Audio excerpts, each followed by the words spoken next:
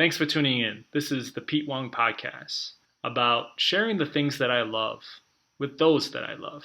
I find inspiration kind of everywhere. I've always wanted to just talk about these things. People have told me time after time, why don't you just share more of you? And with that, let's go.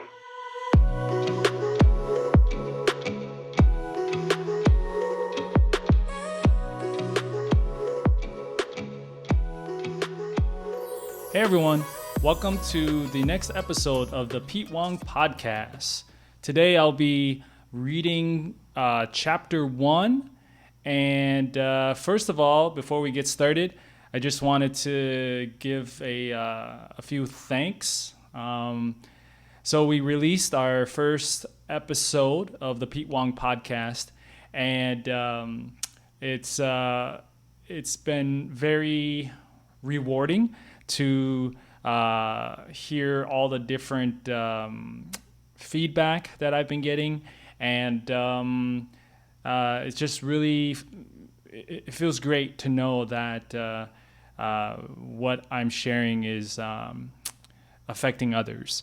And so I just want to thank all of you, those of you who have let me know what the first episode did for you. And please continue to listen in and continue to follow, like, subscribe, all the above. Before we get started, we're going to jump right into it today. So before we get started, I also wanted to give a shout out to my buddy Josh Dyrud. Josh was so gracious to loan us a mic and some audio equipment so we could up our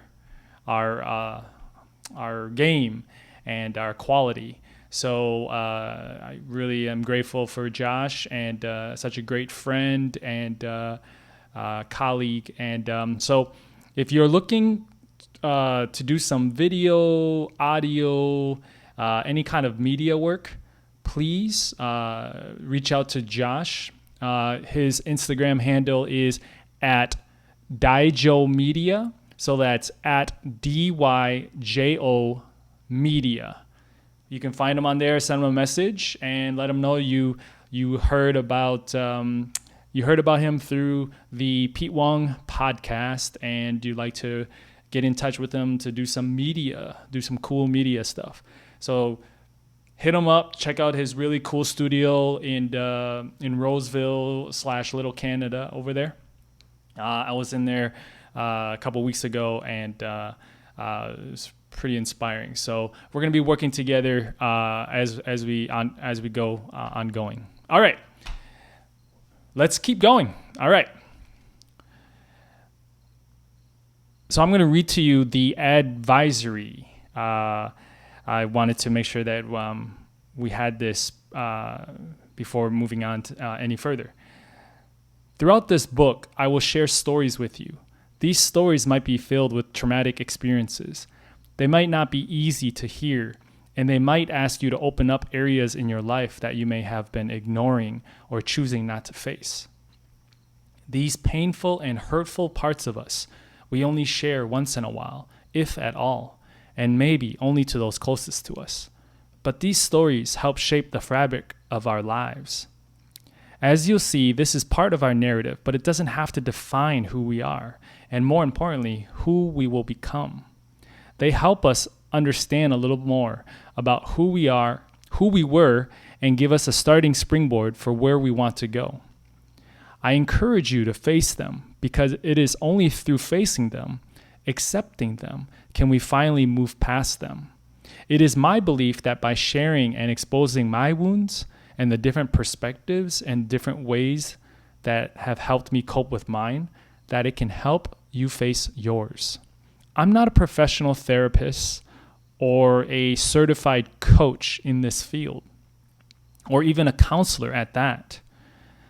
I have over 15 years working with a diverse range of people in various capacities, as a mentor, as an instructor, as a martial arts instructor, working with kids as well, but I'm not qualified, and nor do I claim that I am qualified to help and assist you on matters that may require more specific and more special medical attention. But what I can do is show you through my experiences up till now what I have done and continue to explore doing. I'm here to give you options. Because we are human, we all must endure and experience different forms of pain. But it doesn't mean we have to hold ourselves back from enjoying our lives in the process. Quite the contrary, by taking these chances to make changes, making healthier choices, living, feeling more free, happier, more amped and pumped for life than ever before. Through positivity and love, I know that you will not regret any of it. Let's do this. I just wanted to put that out there because if you are somebody who is going through depression, who's going through suicidal thoughts, please reach out to somebody. Reach out to a friend, reach out to a family member, and reach out for a professional that can help you with that. Being depressed and having suicidal thoughts is not something that I joke around about. It's a very serious thing, and but at the same time, I also believe that it's a part of our life, and so like any other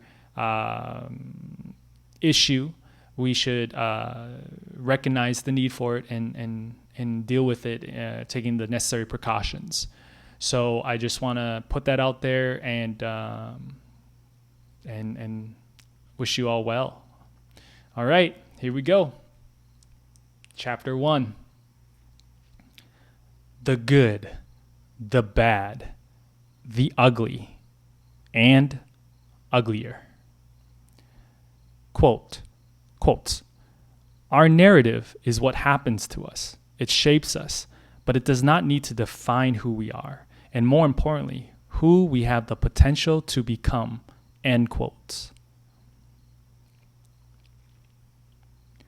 Most of my family originated from Canton, China, during the Japanese occupation in the 1940s, 1950s.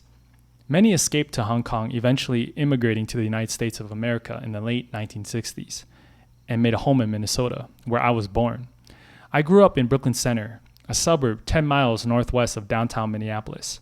I was raised in what is considered an extended family household with my mother's parents, my parents, and 3 siblings. I am the youngest of 4 kids, 2 boys and 2 girls.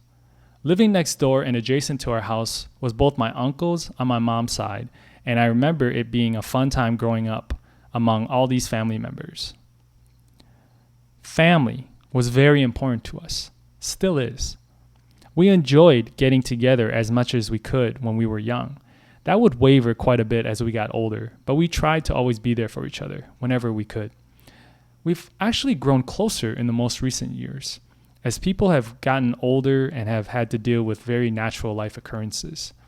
All in all, I'd have to say my childhood was pretty good. Although there was that one occasion where my best childhood friend, Matt Ness, got jumped after school one day. The crazy thing was we knew the kids who did it. In fact, we just played a game of football in his backyard the day before. They got upset at a call that was made, and the rest is history. Actually, now that I remember it, Matt got jumped a second time. That was while we were at a baseball field hitting balls to each other. I still feel bad about both these incidents because I just stood there and didn't do anything. But it was a good thing. Matt was a great friend. He still is. And he forgave me right away.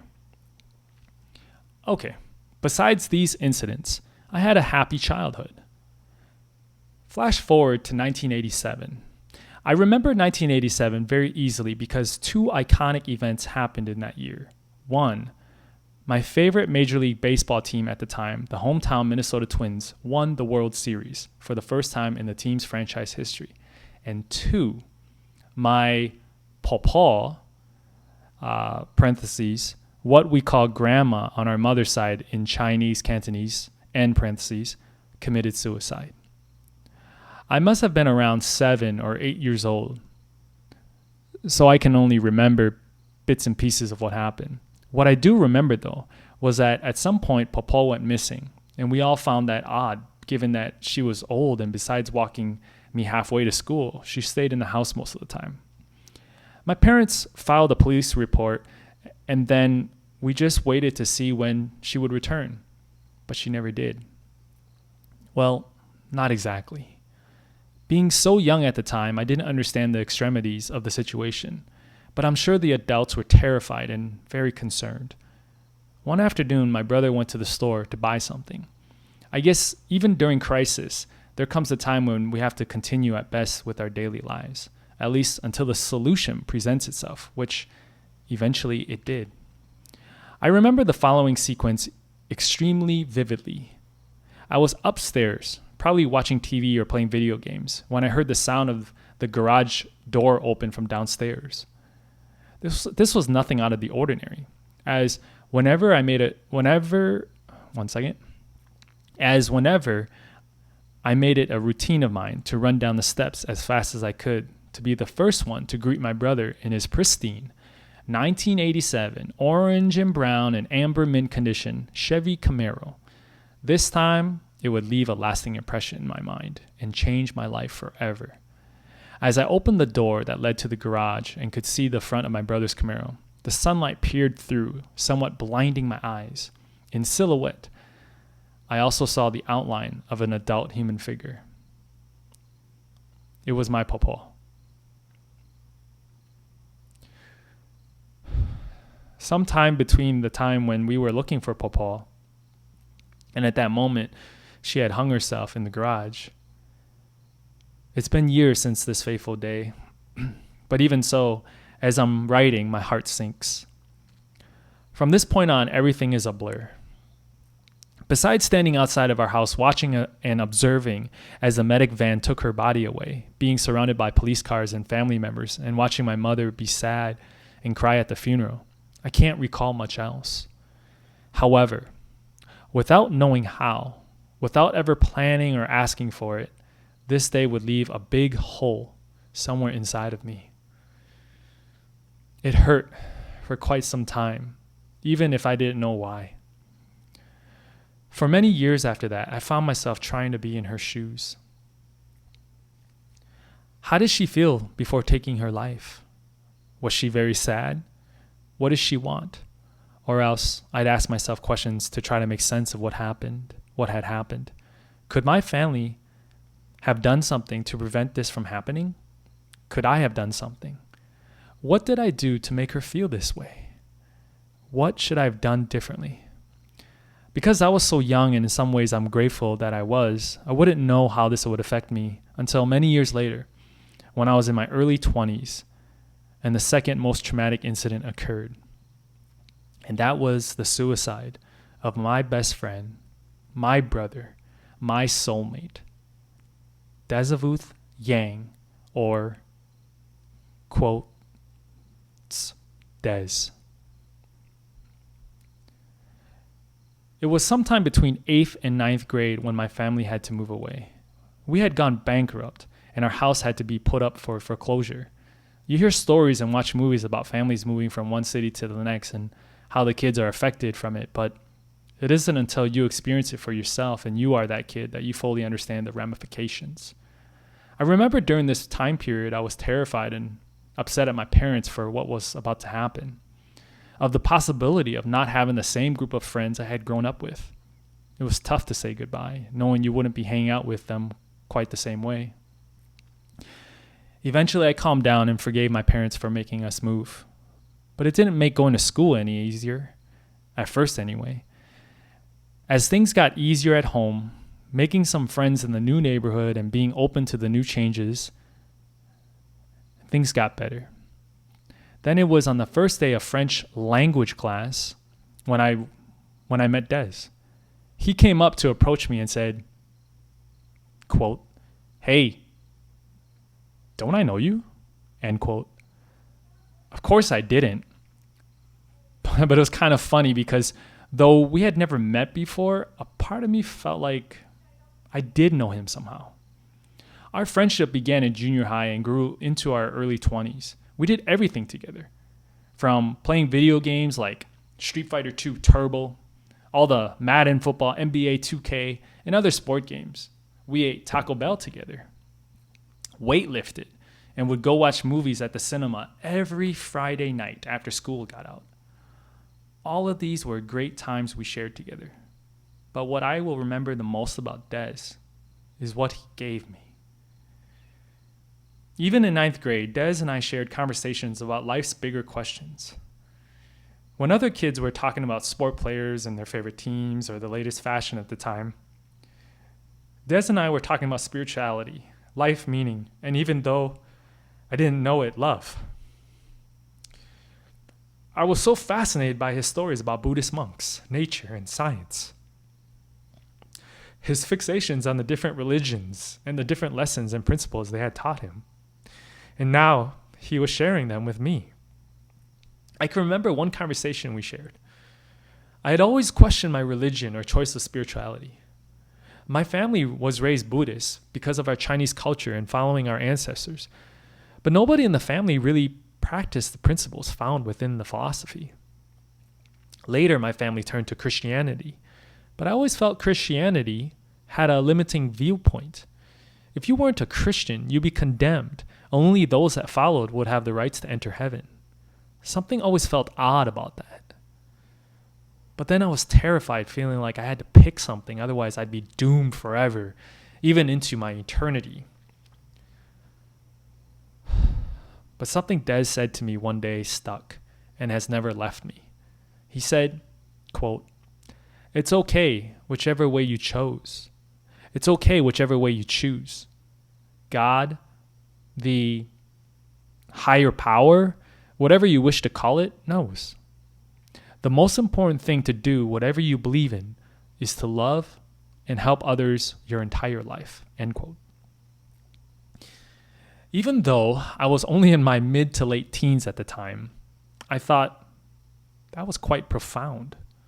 You see, my family also raised my siblings and I to love and help others, so that's what I wanted to do. But as I got older, I felt mixed messages from the world and wasn't sure if loving and helping people would cut it. We got along super well, like two peas in a pod. When the world didn't make any sense or I felt confused by it, our friendship and what Des represented to me would make all the sense in not just this world, but many worlds and lifetimes to come. Des grounded me. It's interesting because the name given to me, Peter, in Greece or Greek, means rock. But back then, Des was my rock. Rock solid. If ever I felt unsure about something, I just look at the example laid forth by our friendship, and this was enough proof for me to know exactly what life meant. Put simply, it was awesome to have him in my life. As we got older, we didn't see each other as much, but we made every effort to do so. Even at one point, when we both worked in downtown Minneapolis, we would meet up for lunch from time to time just to see each other. Eventually, though, I started noticing Des begin to distance himself. I didn't think anything out of the ordinary at the time because we always respected each other's time away. And whenever we saw each other, we just picked things up right where we left them previously. But like Paul, the morning I received the news of Des's death still remains frozen in my memory. The night before I trained Kung Fu because when I woke up to my dad's voice, I noticed I was still in the clothes I trained in. And my Skechers shoes lying on the floor of my bedroom. He said, "Tiny," parentheses, that was the nickname of Des's little sister, end parentheses, was downstairs. And though I couldn't make out for sure what he said something about Des is dead. Just like the mere seconds before I found my pawpaw strung out in the garage, I rushed down the stairs to find Tiny standing there, head drooped and what looked like her eyes already exhausted from dried tears. this is when she uttered the words I will never forget. Quote, Peter, Des is dead. End quote. I was devastated. My heart sank. Was she for real? Or am I still sleeping in my room dreaming this? But it was real. It would soon become even more real very fast. Quote, he drove to the park and shot himself in the head. End quote. She continued to explain. Right then and there, I got lightheaded, weak in the knees. The only way I can describe it at that moment, it felt like a part of my soul had left me. We stood there, both in tears, holding on to each other, until both our tears stopped coming down. After difficult situations, there's always a time when things, quote, return back to normal. But this was no normal I wanted part of. It's like after the storm, there's a calmness, but things are never quite the same afterwards. The damage has been done. After his death, it took a long time before I was okay with it. A really long time. I went into a depression of sorts, sometimes feeling sad, angry, confused, or just plain out lost at times. I hated the world and almost everything in it. Sometimes I even hated myself. And I wasn't always exactly sure why that was. I didn't know what to do. I hated knowing he was not there anymore. And he never would be. I lost much motivation for anything. I didn't care. It had felt like my whole world and everything that meant something had flipped upside down. All I wanted to do was lock myself in the room and pull down the shades. Everything seemed blurry, unclear, and I didn't see any worth in putting the effort in doing anything. I was a wreck. After a lot of help with support from family and friends, new and old, despite pushing them away at times and getting some real professional outsiders' help in the form of a therapist meeting with her once a week for a few months, eventually I was able to see the light of day once again. It would take a few more years after that and a whole lot of things to change, but I'm happy and proud to say we would eventually find our way out before drowning in the sorrows and sadness for good.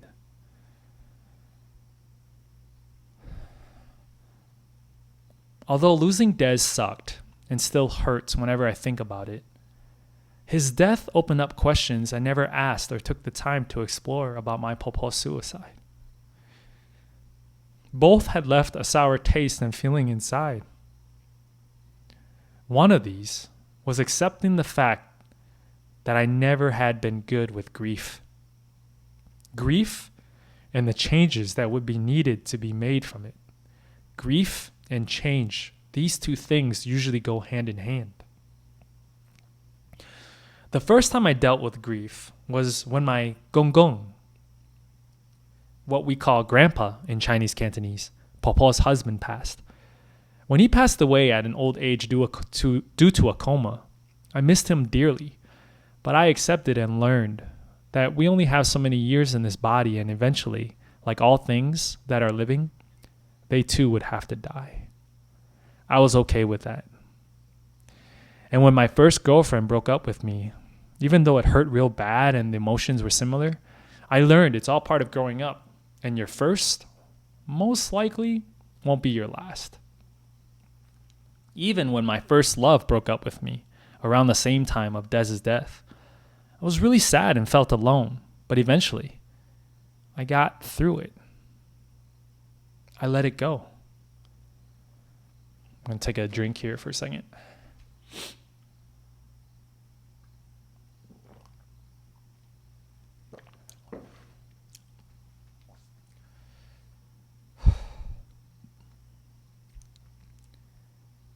But when people who have meant a lot to you, those you share a kinship with, when they leave you without notice, quote, unnaturally, not only does it sting, but it feels like someone took a sharp knife to your heart and gouged a piece of it out. There you are, standing, left to bleed, trying to pick up the pieces. But it just flows out. and you don't know how to stop it. As much as you want it to, it doesn't. None of it makes sense. None of it makes any sense. How did we end up here? How did it get so bad? Did I do something wrong? Did I not do what I was supposed to do? Why did they leave? Why? Why? Why? I want to go back to those times when things were good. I want to, but I know I can't. So now what should I do? I know this might be a lot for some of you to take in, and it's only our first chapter together. But please know, I fully appreciate you taking the time to read this and to learn something about me. I promise you, I have a point to all of this. This is what I consider my narrative. I am a 2-time suicide survivor, and for the longest time, I wanted to make some sense of it. I wanted my life to have some kind of meaning based on what I had gone through, but I didn't know how. Part of me wanted to feel special because of what I had experienced. Was it wrong to feel this way? Here I was, living and breathing my life, knowing what it felt to lose these people who I love so much, knowing all too well they are not here anymore, but that I had made a choice to still be. I was no longer angry, confused, or even as much pain, but knowing I still had my life to live and what this would now mean. So, what does this all mean? In my 30 plus years, I finally begun to understand we all will experience some type of trauma. And along with trauma will be pain. And that's okay. Do you hear me? Having pain, having trauma, whatever it is, whatever it looks like, as bad or ugly or really ugly it is for you, it's okay. For whatever reason, it's yours. As much as you may not have asked for it, wanted it, you got it. Even though you don't like it, and even if it makes you disgusted, even allowing yourself to think about it, it's yours. But here's the good news. You ready? I love this saying. Whatever trauma and pain you've endured, and however it's helped to shape who you are for better or for worse, it doesn't define who you are. And more importantly, the person you have the potential to become.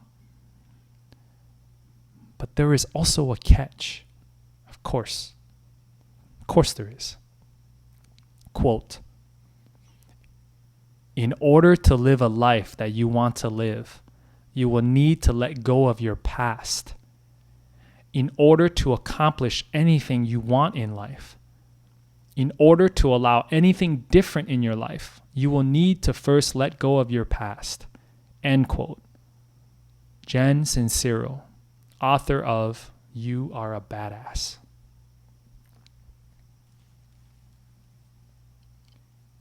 There's no other way around it. Once I began to see that my grandma's life and my best friend's life was not mine to own, and that it never was, I began to become more okay with the idea of letting their death go as well. They lived their life. Now, it was time to live mine.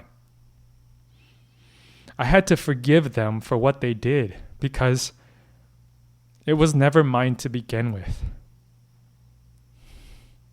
How interesting as humans we become so attached to things, people, events, incidents, and the closer we allow these to be part of our lives, the harder it is to let it go.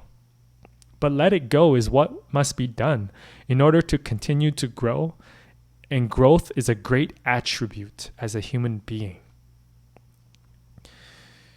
Sharing about my past, particularly these two events that happened, is only part of my narrative.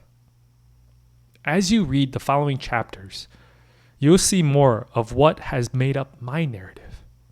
These are mine, not yours. If each of us took the time to really think about ours, we'd probably find a whole lot more things that hurt us to add to the list. And that's fine. That's good. I could add to the list smaller things like, for example, the girl who I shall remain nameless in 5th grade who turned me down to get some ice cream at the mall. This never actually happened. Well, not exactly, but you get the picture. I encourage you to face yours.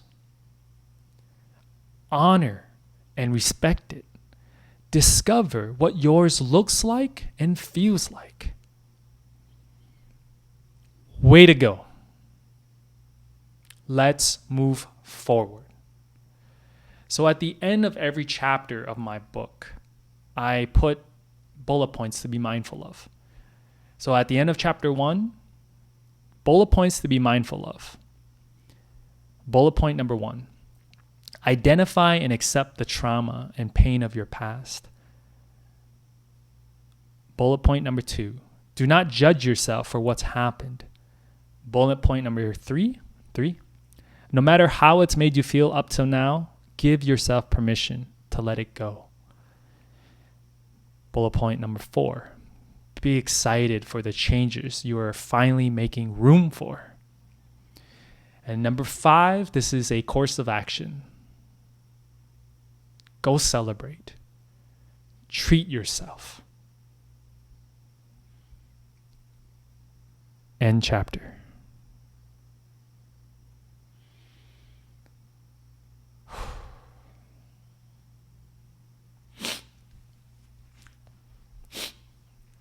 Well, there we have it, folks.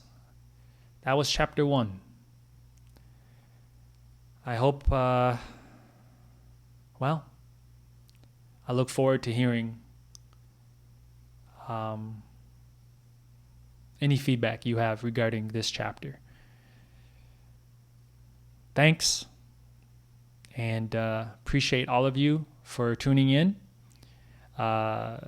Feel free to like, share, subscribe, and tell the people that you love, people that you're getting to know about the podcast.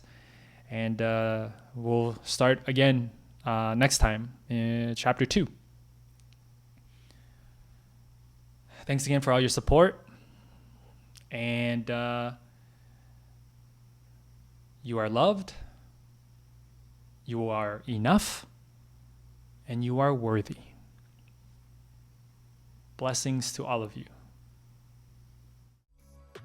Thanks for joining us. We'll catch you next time. Remember, you are enough, you are loved, and you are worthy. Blessings to all of you.